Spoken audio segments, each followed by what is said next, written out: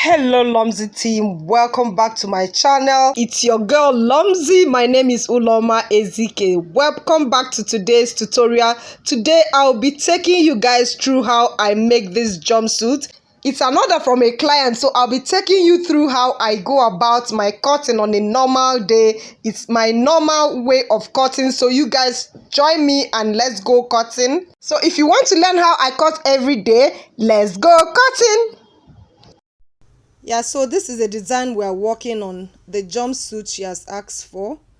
Let me show you the details on the outfits. She doesn't want the lower part to be exactly like this, but she wants this cold shoulder with this fabric, and she wants this one with the white. Then this lower part that is going to be pants would be the striped fabric. So that's what I'm going to be using. So I show you the details. It has a bishop collar and has frills on the cold shoulder. Then this opening in the front. That's what she wants. So that's what we're going to be doing today. So join me. Let's go cutting. So these are the things I'll be needing, and I'll be working directly with my patterns. You know, because that's what I usually do to all my clothes, except they are going to be flat blocks. Then I can cut on freehand and just cut straight. But if not, I work with my patterns. This is a trouser pattern, and it is a close fitting trouser pattern.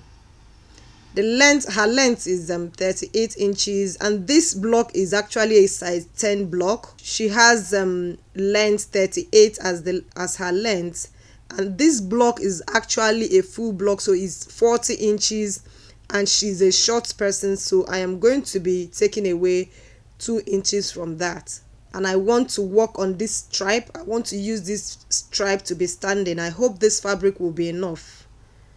I just hope it will be enough, because this fabric she gave me is 2 yards and the white one is 2 yards. If it's not enough, I have to turn this fabric the other way. I wouldn't want that, but I have no option. That won't be enough, so I will take it like this. It would have been better if it was standing, because she's short, so that it will make her look bigger, taller. But now we're working with this, you know. So I'm going to be tracing around this block, and I will shape it, because it's a penciled trouser that she wants. So I'm going to be shaping this. Mind you, you can actually cut flat block for trousers, but it depends on the fitting you want. You know, crotches are the main thing on the trousers. I'm marking the darts. Although I'm going to eliminate that, I'm going to be removing that from the waist, but I just want to mark them so that you know that there is that there, and I'll remove it. I'll show you how I remove mine. So I'm going to be shaping this now. So I would take from the inside leg, I'm going to be taking 1.5 inches in, and I will be connecting it to the crotch. Remember, this is the back trouser, so I'll take that in like that. On the side seam, I'm going to be taking it in 1 inch. So I would transfer this waist dart. I'm going to be removing it from the side like this, exactly the measurement of the dart. That's what I took away from that, and I will take away this one on the other, on the back there like that.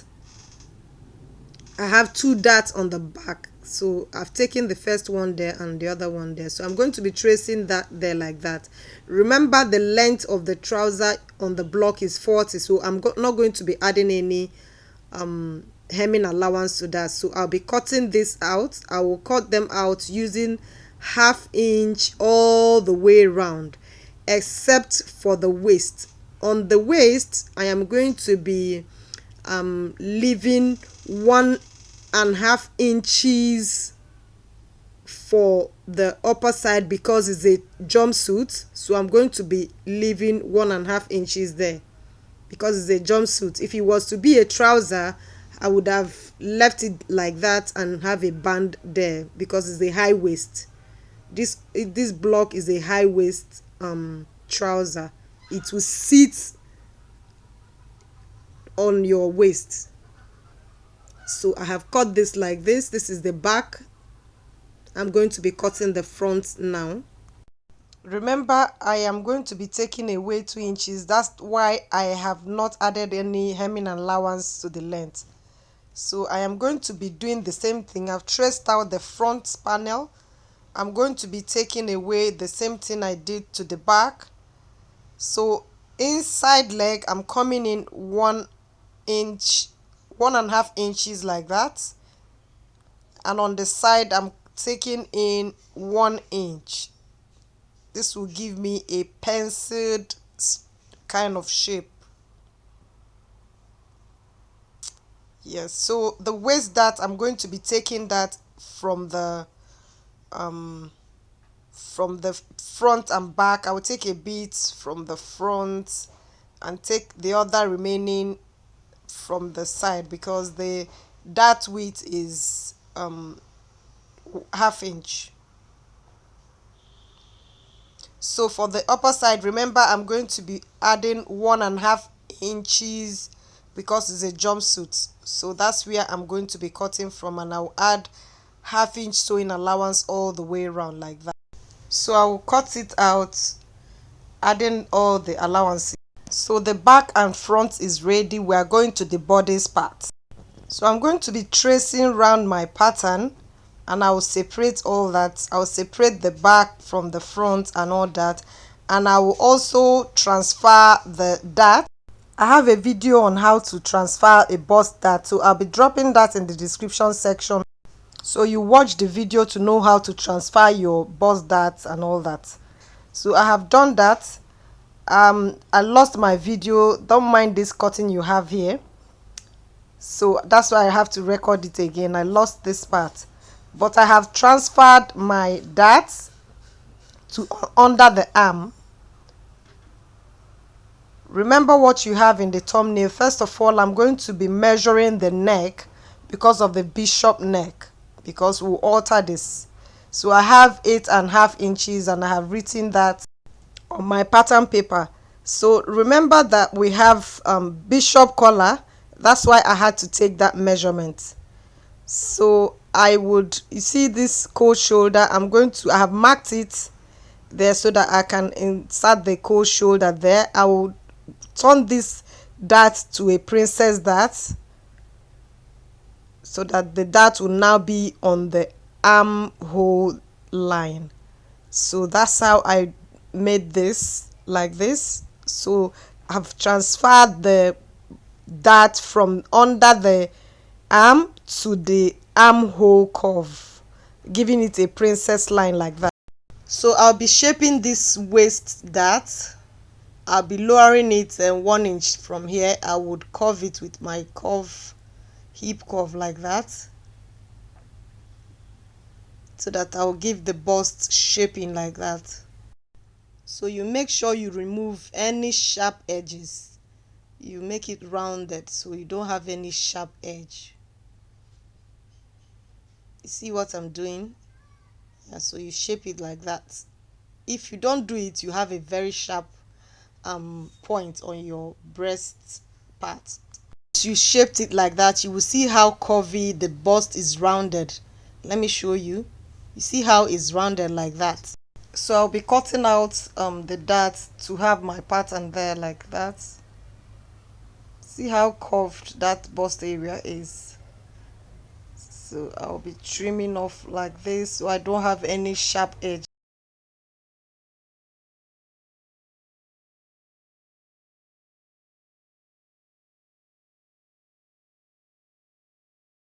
So I'm going to be shaping away the upper side for the halter neck. You know this is an halter neck bodice block, so I will shape out this place. By the time I do my bishop collar, it will take care of that. So this is how this will look. The pattern is already coming out. With this way, my job is always very, very neat. So I will cut out the back for the halter neck on the back. I am going to be closing this back dart. I'm taking it away from the side and the center back. So let me take it. What I have here is 1.75, so that's what I'm going to be taking away from the center back and from the side seam. I'll take the same thing away from the side seam. If you want to learn how to make this pattern, you can join my online class where I teach pattern drafting, and you can reach me on my social media handles at Lomzy Sews, both on Instagram and Facebook, so that you'll be able to join my online class. I teach for both beginners, intermediate, and advanced classes. I'll be dropping the links to all my social media handles and my WhatsApp line in the description section, so you can go ahead and reach me on my links. And remember, you can share any picture with me. You tag me on my social media handles, any picture that you have done out of the tutorial I taught. So I'll be using this pattern to cut out my design from the main fabric. This is the back side. I've added all the sewing allowance also to the front. That's the same thing I did. I cut out, giving it 1/2 inch all the way, both on the neck. Next thing to do is to cut out the spiral flange for the cold shoulder, the alternate cold shoulder. So I'm going to be cutting it out from this fabric. So for me to cut the flange, I just need to make a small hole there. That's how I easily make my spiral flounces. And the next thing, I determine the length of the flounce, take it all around, but I'm going to be connecting it somehow. You will see what I'll be doing. So I'll connect it like that. With this I don't take much of my time. So I take round all the length of the spiral flounce. I just keep going all the way like that. But this fabric I'm seeing won't be enough. The way I'm seeing it, it won't be enough. So I'm going to be managing it. You know, clients, they can give you work. Oh my goodness. So I think if this is not enough, I'm going to be adding fabric from another place. I'll just find a way around it. I'm working with a very tight fabric, you see. That's where that thing stopped. So this is what I'm going to be working with, but I'm going to be joining it with another fabric, definitely. So I'll show you how to join that if you are in the same situation as I am now. If not, just go ahead and do that. So this is the spiral flange I've cut out. You see, it will not be enough. It won't be enough, definitely. So I'm going to be adding fabric to this. Let me show you the other part so that you understand what I mean. You know, by the time I add that there and add this one here to the back, I won't have enough fabric for the off shoulder, you see. So I need to add fabric to the flange. So for me to maintain that, I still have to cut it on flare so that I maintain the shape of the spiral by the time I'm done joining it. So I'm going to be measuring round to get all the pieces from all the cuts from the pieces, so I don't lose anything. I'll just take it all the way around. Then I'll now measure out the length of my spiral. So just watch how I'm going to be doing this because this time around I have to join. So I'll measure the length of the spiral, and that's when I will get the radius I'm using for my flare. So I will take the radius all the way right like that, and then I'll just go ahead and cut out that pieces so I can join it to the spiral flange that we had.